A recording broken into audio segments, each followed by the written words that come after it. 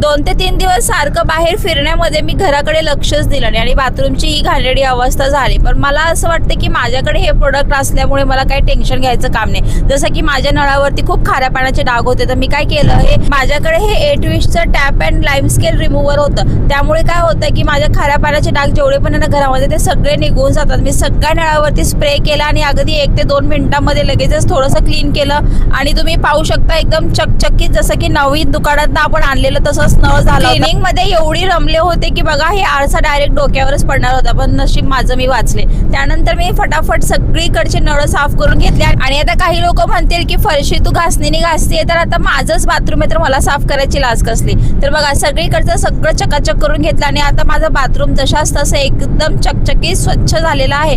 जर तुम्हाला हे पाहिजे असेल तर मेशोवरती 200 रुपयामध्ये अवेलेबल आहे. कमेंट बॉक्समध्ये लिंक टाईप करा, तुम्हाला सगळ्या प्लॅटफॉर्मवरची लिंक मिळून जाईल. थँक्यू.